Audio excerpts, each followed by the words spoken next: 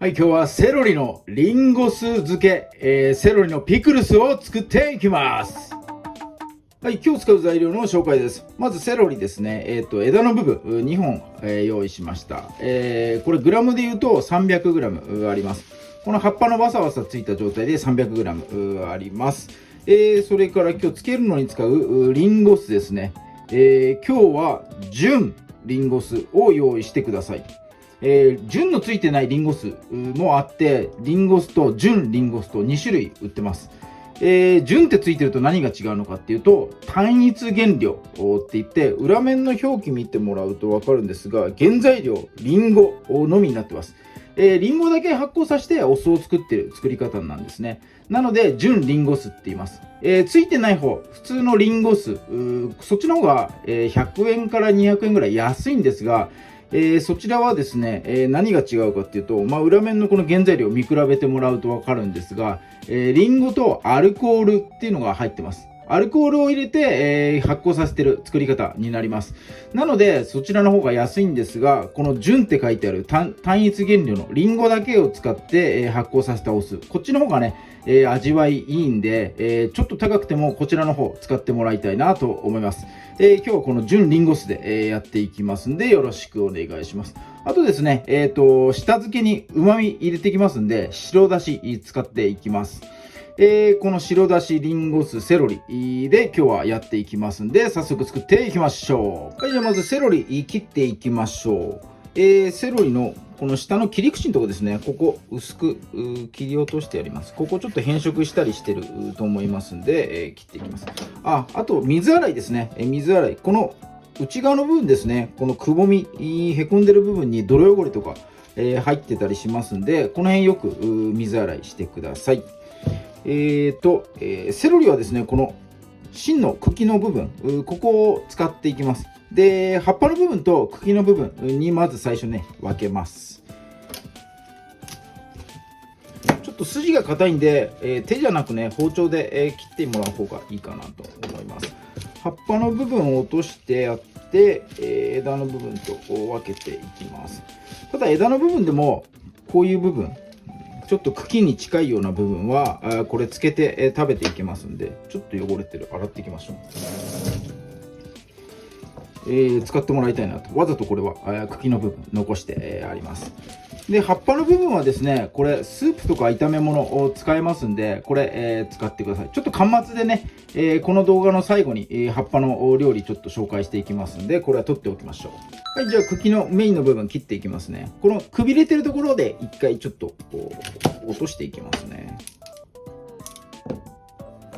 枝のちっちゃい部分と本当の根っこのこの美味しい部分ですねに分けていきましょう。で、繊維の方向がですね、こう縦にもう入ってるのが目に見えてわかるんですね。で、この繊維に沿って切ると食べるときに繊維が邪魔になっちゃって、ちょっとサクサクとですね食べれないんで、わざとですね繊維を切って、今日はつけていきます。これ筋に逆らって切りますが、若干斜めに入れていきます。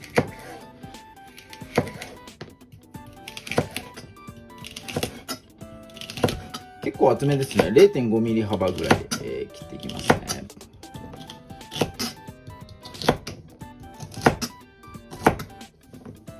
はい、こんな感じですね。こっちの茎の部分もですね、斜めに入れていきます。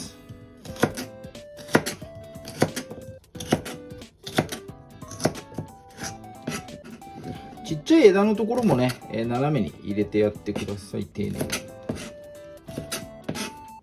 このままつけたいところなんですが、意外と硬いんで、ちゃんと包丁を入れた方がいいと思います。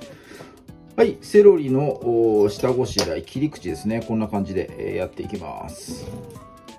はい、切ったセロリは、ビニール袋に入れてですね、下漬けで、白だし入れていきますね。白だし大さじ2杯です。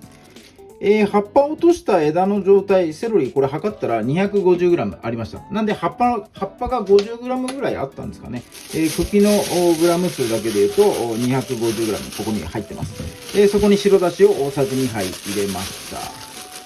なるべくですね、空気を抜いてやって、真空状態にしてまた下付けをしていきます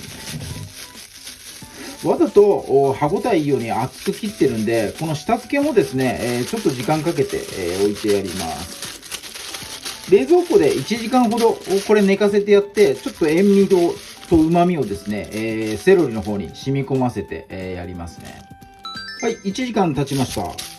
だいぶね、水気の方出てきましたんで、この水気をですね、1回切ります。塩味が入ってますんで、この塩味をですね、抜く意味でも、この出てきた水分だけざっくり切ります。このぐらい出ちゃってますね。これギュッチュしないでください。ギュッチュしちゃうと繊維潰れちゃうんで、この出てきた分の水分だけざっくり取ればそれでOK です。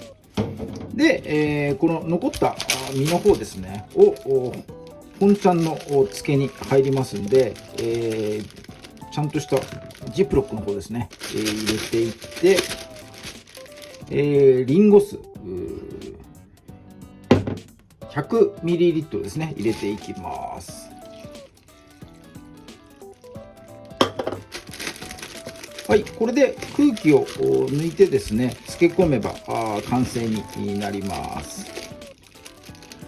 今回セロリをかなり肉厚に作ってますんで、1日以上ですね、漬けてもらいたいと思います。ぎゅっとお酢の味が染みて美味しくなります。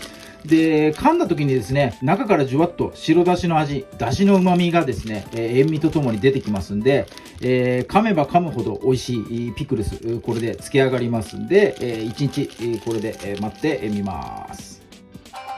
はい、残った葉っぱの方はですね、保存性が効くふりかけにしていこうかなと思います。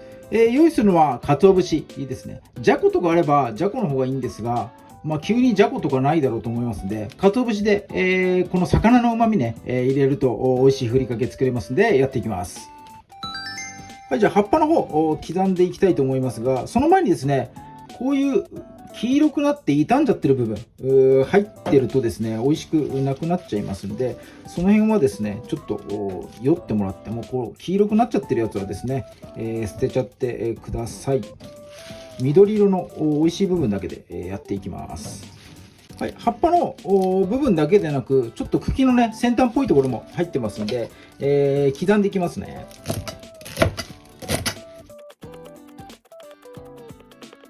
はい、では焼いていきます。フライパンよく温めてですね、火加減中火でやっていきます。油はごま油使っていきます。大さじ1杯分ぐらいですね。セロリ結構香りが強いので、香りの強い油、ごま油で炒めてやるとですね、相乗効果でめちゃめちゃ美味しくなります。はい、ここに刻んだセロリの葉っぱ入れていきます。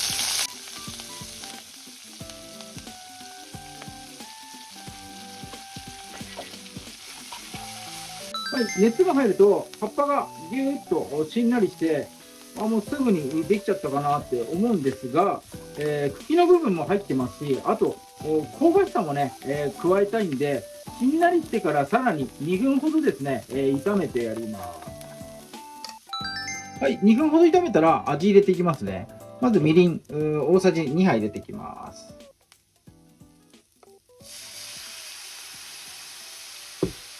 甘みと旨みがこれで入りますんで、みりんだけですね、よく、ね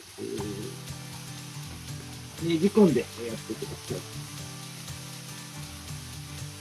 い。ちょっと焦げた部分が葉っぱにあって、すごく美味しそうな見た目になってます。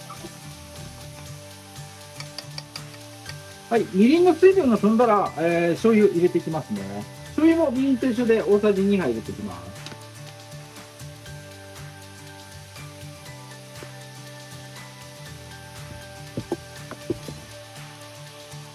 はい、醤油入れたらかき混ぜないで、鰹節入れていきます。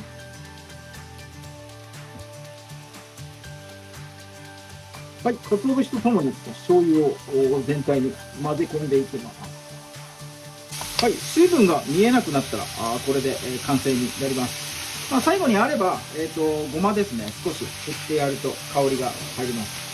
あとアクセントで、一味唐辛子少しだけ振ってやるとですね、これもアクセントが入って美味しく味が引き立ちます。はい、混ぜてやったら、これで、セロリの葉っぱのふりかけですね。完成になります。ご飯に混ぜておにぎりにしたりなんかするとめちゃめちゃうまいんで、これぜひともですね、活用してみてください。